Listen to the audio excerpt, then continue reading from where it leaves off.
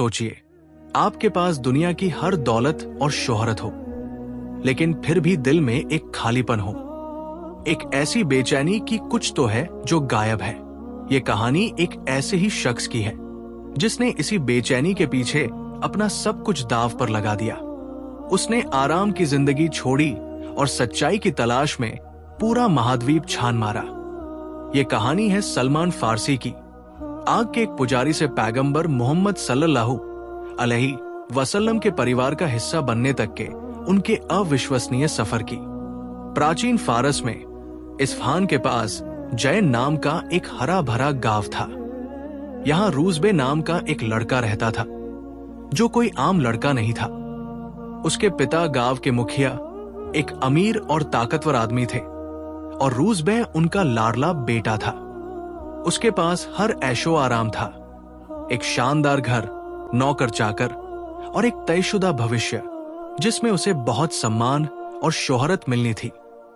रूसबे का परिवार पारसी धर्म को मानता था और उनके विश्वास के केंद्र में थी एक पवित्र आग जिसे कभी बुझने नहीं दिया जाता था। ये आग उनके धर्म का प्रतीक थी। रूसबे के पिता, जो एक बड़े पुजारी भी थे, ने अपने बेटे को एक बहुत बड़ी जिम्मेदारी सौंपी, उस पवित्र अग्नि का रखवाला बनना। दिन रात रूसबे ये पक्का करता था कि आग की लपटें कभी धीमी न हो। बाहर से देखने पर रूसबे की जिंदगी एकदम सही लगती थी। वो अपने पिता का दुलारा था, समाज में उसकी इज्जत थी और वो ताकत और असर के रास्ते पर बढ़ रहा था। लेकिन इस शानो शौकत के पर्दे के पीछे रूसबे के दिल में एक अजीब सा खालीपन बढ़ता जा रहा था। जिस आग की वो इतनी मेहनत से देखभाल करता था, वो उसके जिस्म को तो गरमा सकती थी, पर उसकी रूह को नहीं छू पाती थी।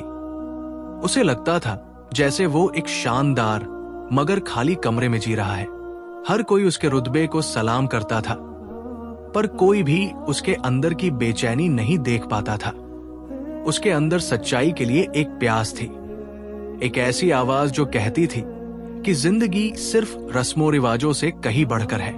वो ऐसा ज्ञान चाहता था जो विरासत में न मिले, बल्कि जिसे खोजा जाए। जिस आग की वो पूजा करता था, वो बेशक शक्तिशाली थी, लेकिन रूसबे एक ऐसी रोशनी की तलाश में था जो बाहर नहीं बल्कि अंदर जलती हो। उसे जरा भी अंदाजा नहीं था कि यही तलाश उसे घर से बहुत दूर एक ऐसे सफर पर ले जाएगी जो उसकी दुनिया हमेशा के लिए बदल कर रख देगी। एक दिन रूसबे को उसके पिता ने अपनी जमीन की देखभाल के लिए भेजा। ये एक रोज का काम था, लेकिन वो दिन कुछ अलग होने वाला था। रास्ते में रूसबे एक ईसाई चर्च के पास से गुजरा। अंदर से कुछ मीठी और अनसुनी आवाजें आ रही थी, प्रार्थना की आवाजें। अपनी जिज्ञासा को रोक न पाने पर वो अंदर चला गया। अंदर जो उसने देखा वो उसके लिए बिल्कुल नया था। लोग बड़ी सादगी और भक्ति से प्रार्थना कर रहे थे। वहां कोई आग की वेदी नहीं थी, नहीं कोई दिखावा।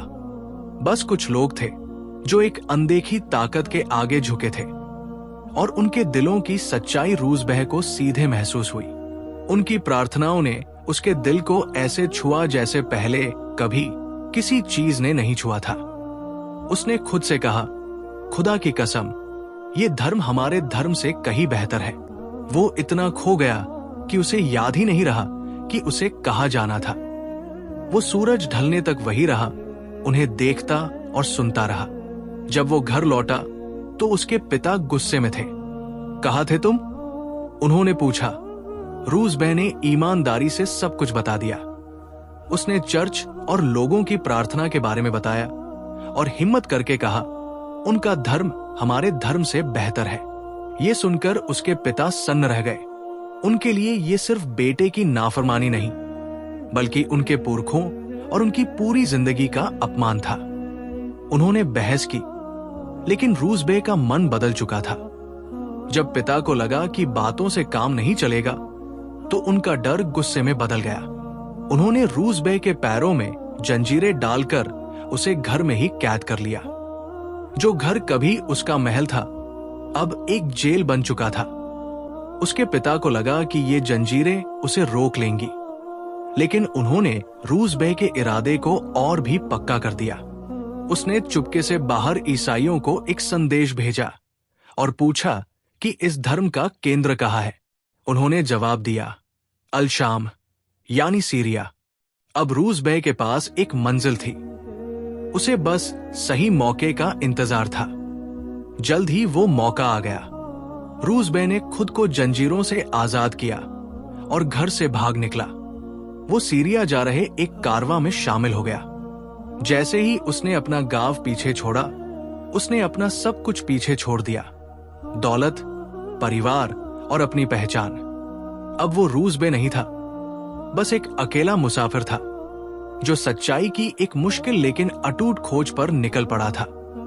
फारस से सीरिया का सफर बहुत मुश्किल था, लेकिन सलमान, जैसा कि अब वो खुद को कहता था, उम्मीद से भरा था।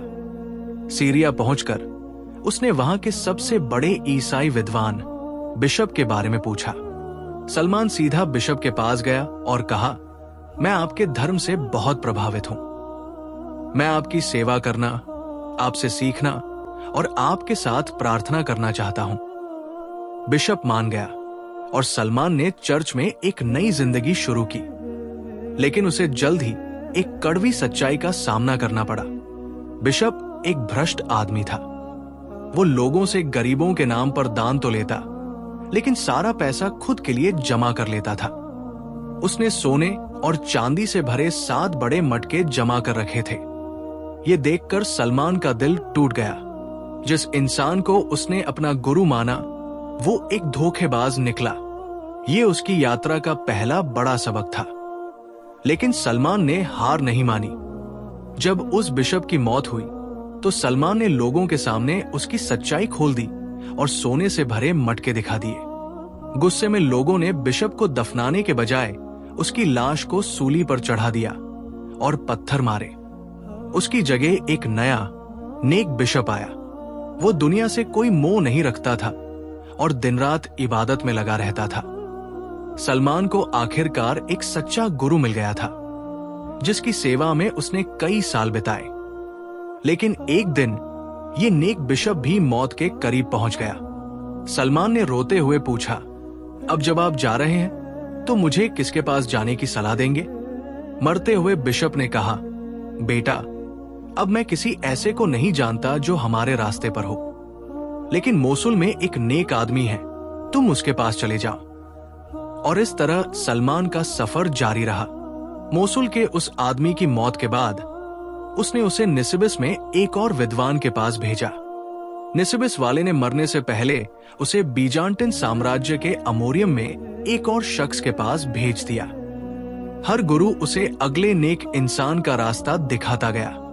अमोरियम में रहते हुए सलमान ने काम करके कुछ भेड़े और गायें भी जमा कर ली। लेकिन एक दिन उसका आखिरी गुरु भी अपनी मौत के करीब पहुंच गया। सलमान ने फिर वही सवाल पूछा, अब मैं कहां जाऊं? इस बार जवाब बिल्कुल अलग था। कमजोर आवाज में गुरु ने कहा, मेरे बेटे, अब धरती पर कोई ऐसा नहीं बचा जो हमारे विश्वास पर हो, लेकिन एक पैगंबर के आने का समय करीब है। वो अरब की धरती पर पैदा होगा और एक ऐसे शहर की ओर जाएगा जो 2 ज्वालामुखीय मैदानों के बीच बसा है, जहां खजूर के पेड़ उगते हैं। फिर उसने सलमान को उस पैगंबर को पहचानने की 3 अचूक निशानियां बताई। पहला, वो दान, सदका में दिया गया भोजन नहीं खाएगा। दूसरा, वो तोहफा, हदिया कबूल करेगा। और तीसरा, उसके कंधों के बीच नबूवत की मुहर होगी, एक ऐसा निशान जिसे देखते ही तुम पहचान जाओगे। ये कहकर उस आखिरी गुरु की भी मौत हो गई। सलमान एक बार फिर अकेला था, लेकिन इस बार उसके पास एक नक्शा था, एक मंजिल थी। उसे पता था कि उसे किसे खोजना है। अमोरियम में रहते हुए सलमान अरब जाने का रास्ता खोजने लगा। कुछ समय बाद कल्ब जनजाति के कुछ अरब व्यापारी वहां से गुजरे। सलमान ने उनसे एक सौदा किया, अगर तुम मुझे अरब की धरती पर ले चलो तो मैं तुम्हें अपनी ये गायें और भेड़ें दे दूंगा। वे मांग गए और सलमान ने अपनी सारी जमा पूंजी उन्हें सौंप दी। लेकिन वादी अलकुरा पहुंचते ही उन व्यापारियों ने सलमान को धोखा दिया। उन्होंने उसे पकड़कर एक यहूदी को गुलाम के तौर पर बेच दिया। जो इंसान सच्चाई के लिए आजाद हुआ था, अब सचमुच में गुलाम था। उसे एक मालिक से दूसरे मालिक के पास बेचा जाता रहा, जब तक कि बानू कुरैजा कबीले के एक आदमी ने उसे खरीदकर यथरिब, जो बाद में मदीना कहलाया, नहीं ले आया। जैसे ही सलमान ने शहर में कदम रखा, उसकी आंखें खुली रह गई। उसने खजूर के पेड़ों को दो ज्वालामुखीय मैदानों के बीच देखा, ठीक वैसा ही जैसा उसके आखिरी गुरु ने बताया था। वो सही जगह पर था, पर आजाद नहीं था। वो दिन रात खजूर के बागों में मेहनत करता और इंतजार करता। उसने अरबी भाषा भी सीख ली। फिर एक दिन जब वो एक खजूर के पेड़ पर काम कर रहा था, उसने अपने मालिक के चचेरे भाई को चिल्लाते हुए सुना, खुदा इन लोगों का नाश करे। ये कुबा में एक ऐसे आदमी के पास जमा हो रहे हैं जो मक्का से आया है और नबी होने का दावा करता है। ये सुनते ही सलमान का दिल जोर जोर से धड़कने लगा। वो इतना कांपने लगा कि उसे लगा वो पेड़ से गिर जाएगा। वो फुर्ती से नीचे उतरा और पूछा, क्या कह रहे हो? क्या खबर है? उसके मालिक ने उसे जोरदार थप्पड़ मारा और कहा, तुम्हें इससे क्या? अपने काम पर ध्यान दो। उस रात सलमान ने अपने जमा किए हुए कुछ खजूर लिए और चुपके से कुबा की तरफ निकल गया, जहां पैगंबर मोहम्मद सल्लल्लाहु अलैहि वसल्लम रुके हुए थे। वो उनके पास पहुंचा और कहा, मुझे पता चला है कि आप एक नेक इंसान हैं और आपके साथ ही जरूरतमंद हैं। ये कुछ खाना है जो मैंने दान सदका के लिए रखा था। उसने खजूर उनके सामने रख दिए। पैगंबर मोहम्मद सल्लल्लाहु अलैहि वसल्लम ने अपने साथियों से कहा, खाओ, लेकिन उन्होंने खुद एक भी खजूर नहीं खाया। सलमान ने मन में कहा, यह पहली निशानी है। कुछ दिन बाद सलमान फिर से पैगंबर सल्लल्लाहु अलैहि वसल्लम के पास गया। इस बार उसने खजूर पेश करते हुए कहा, मैंने देखा कि आप दान का खाना नहीं खाते। ये आपके लिए एक तोहफा हदिया है। इस बार पैगंबर मोहम्मद सल्लल्लाहु अलैहि वसल्लम ने तोहफा कबूल किया और अपने साथियों के साथ खाया। सलमान ने सोचा, ये दूसरी निशानी है, अब बस आखिरी निशानी बची थी, नबुवत की मुहर। ये पैगंबर मोहम्मद सल्लल्लाहु अलैहि वसल्लम के कपड़ों के नीचे छिपी थी। एक दिन सलमान बकी अल गकद कब्रिस्तान में पैगंबर सल्लल्लाहु अलैहि वसल्लम के पीछे पीछे गया, जहां वे एक साथी के जनाजे में शामिल हो रहे थे। सलमान उनकी पीठ देखने की कोशिश कर रहा था। पैगंबर मोहम्मद सल्लल्लाहु अलैहि वसल्लम समझ गए कि ये शख्स क्या ढूंढ रहा है। उन्होंने बड़ी नरमी से अपनी चादर कंधों से थोड़ी नीचे की और वहीं दोनों कंधों के बीच सलमान ने उसे देखा। नबूवत की मुहर ठीक वैसी ही जैसी उसके गुरु ने बताई थी। उस एक पल में दशकों की तलाश, तकलीफें और गुलामी का बोझ सलमान के कंधों से उतर गया। वो रोते हुए आगे बढ़ा, उस मुहर को चूमा और पैगंबर मोहम्मद सल्लल्लाहु अलैहि वसल्लम से लिपट गया। उसका सफर खत्म हो गया था। वो घर पहुंच चुका था। पैगंबर मोहम्मद सल्लल्लाहु अलैहि वसल्लम ने उसे बिठाकर उसकी कहानी पूछी। सलमान ने रोते रोते सब कुछ बताया। वहां मौजूद सभी साथी उसकी इस हैरतंगेज दास्ता को सुनकर दंग रह गए। सलमान ने इस्लाम कबूल कर लिया। अब वो रूस बे नहीं, बल्कि सलमान अल फारसी यानी फारस का सलमान था। अगर सलमान की सच्चाई की तलाश की ये कहानी आपके दिल को छू रही है, तो एक पल रुककर इस वीडियो को लाइक करें। आपकी सराहना हमें ऐसी और प्रेरक कहानियां आप तक पहुंचाने में मदद करती है। और अगर आप इस चैनल पर नए हैं, तो सब्सक्राइब करना न भूलें, ताकि आप इस असाधारण यात्रा के अगले भाग को देखने से न चूकें। इस्लाम कबूल करना सलमान के लिए एक रूहानी आजादी थी, लेकिन वो जिस्मानी तौर पर अभी भी गुलाम था। इस वजह से वो बद्र और उहुद की शुरुआती लड़ाइयों में हिस्सा नहीं ले सका। पैगंबर मोहम्मद सल्लल्लाहु अलैहि वसल्लम ने उसकी तड़प को महसूस किया और उसे अपने मालिक से आजादी का सौदा करने के लिए कहा। सलमान के मालिक ने एक नामुमकिन कीमत रखी, 300 खजूर के पेड़ लगाना और उनके फल देने तक देखभाल करना, साथ ही 40 औंस सोना देना। जब पैगंबर सल्लल्लाहु अलैहि वसल्लम को यह पता चला तो उन्होंने अपने साथियों से कहा, अपने भाई की मदद करो। पूरा मुस्लिम समाज सलमान की मदद के लिए उमड़ पड़ा। किसी ने 30 पौधे दिए, किसी ने 20, जब तक कि 300 पौधे जमा नहीं हो गए। पैगंबर मोहम्मद सल्लल्लाहु अलैहि वसल्लम ने सलमान से कहा, जाओ और गड्ढे खोदो, लेकिन एक भी पौधा खुद मत लगाना। सलमान ने सबकी मदद से गड्ढे तैयार किए। फिर पैगंबर मोहम्मद सल्लल्लाहु अलैहि वसल्लम खुद आए और अपने हाथों से हर गड्ढे में एक एक पौधा लगाया। उस पाक हाथ के चमत्कार से सभी 300 पेड़ उसी साल फल देने लगे। पेड़ों की शर्त तो पूरी हो गई, पर सोना अभी बाकी था। कुछ समय बाद पैगंबर मोहम्मद सल्लल्लाहु अलैहि वसल्लम को किसी ने मुर्गी के अंडे के बराबर सोने का एक टुकड़ा तोहफे में दिया। उन्होंने सलमान को बुलाकर कहा, सलमान, इसे ले जाओ और अपना कर्ज चुका दो। सलमान ने हैरानी से पूछा, अल्लाह के रसूल, ये छोटा सा टुकड़ा 40 औंस का कर्ज कैसे चुकाएगा? पैगंबर मोहम्मद सल्लल्लाहु अलैहि वसल्लम ने जवाब दिया, इसे ले जाओ, अल्लाह इसी से तुम्हारा कर्ज पूरा करेगा। जब उस सोने को तौला गया तो चमत्कारिक रूप से उसका वजन ठीक 40 औंस निकला। सलमान आखिरकार आजाद हो गए। आजाद होने के बाद सलमान की बुद्धिमानी ग़ज़वाए खंदक की लड़ाई में काम आई। 627 ईस्वी में जब 10,000 की दुश्मन सेना ने मदीना पर चढ़ाई की तो मुसलमान केवल 3,000 थे। इसी मुश्किल घड़ी में सलमान ने एक फारसी रणनीति का सुझाव दिया जो अरबों के लिए बिल्कुल नई थी। उन्होंने कहा, अल्लाह के रसूल सल्लल्लाहु अलैहि वसल्लम, फारस में जब हमें घेराबंदी का डर होता था तो हम अपने चारों ओर एक खाई खंदक खोदते थे। पैगंबर मोहम्मद सल्लल्लाहु अलैहि वसल्लम ने तुरंत इस योजना को मान लिया।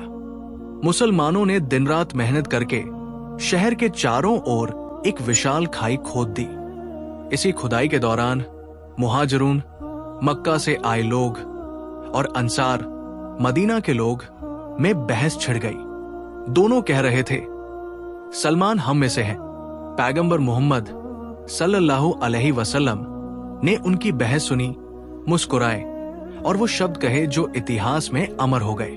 उन्होंने फरमाया, सलमान न मुहाजिर है और न अंसार, वो हम में से है, वो अहलुल बैत, मेरे घर के लोग में से है। ये सलमान अल फारसी के लिए सबसे बड़ा सम्मान था।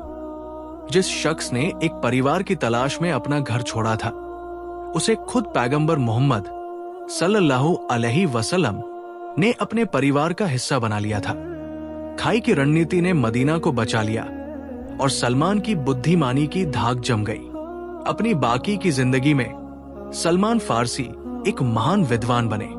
उन्हें उनके ज्ञान के लिए इतना सम्मान दिया जाता था कि हजरत अली ने उन्हें लुकमान अल हकीम, कुरान में बताए गए एक बुद्धिमान व्यक्ति जैसा बताया। वो पहले शख्स थे जिन्होंने कुरान के कुछ हिस्सों का फारसी में अनुवाद किया। बाद में उन्हें अल्मदाइन इराक का गवर्नर बनाया गया, लेकिन सत्ता ने उन्हें कभी नहीं बदला। वो गवर्नर होते हुए भी एक साधारण जिंदगी जीते, अपनी तनख्वाह गरीबों में बांट देते और खजूर के पत्तों की टोकरियां बुनकर अपना गुजारा करते। जब लोग उनसे उनके खानदान के बारे में पूछते तो वो कहते, मैं सलमान हूं, आदम के बच्चों में से इस्लाम का बेटा। सलमान फारसी की कहानी सिर्फ एक तारीखी किस्सा नहीं है, ये इंसान की रूह की ताकत का सबूत है।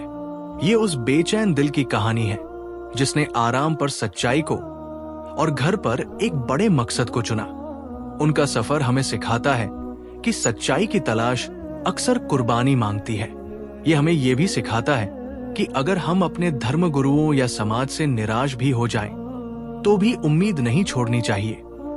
क्योंकि हर ठोकर हमें सही रास्ते के और करीब ले जा सकती है। आग के पुजारी से लेकर पैगंबर के परिवार का सदस्य बनने तक सलमान की यात्रा इस बात का सबूत है कि जब कोई ईमानदारी से सच को खोजता है तो खुदा उसके लिए रास्ते खोलता है और उसे एक ऐसा घर देता है जो उसकी सोच से भी कहीं ज्यादा बड़ा और गहरा होता है। सलमान फारसी की विरासत आज भी लाखों लोगों को हिम्मत देती है। अगर आप उनकी यात्रा से प्रेरित हुए हैं तो इस वीडियो को अपने दोस्तों और परिवार के साथ शेयर करें। नीचे कमेंट्स में हमें बताएं कि सलमान की कहानी का कौन सा हिस्सा आपको सबसे ज्यादा पसंद आया। और ऐसी ही और कहानियों के लिए हमारे चैनल अथर क्रॉनिकल को सब्सक्राइब करना न भूलें। देखने के लिए धन्यवाद।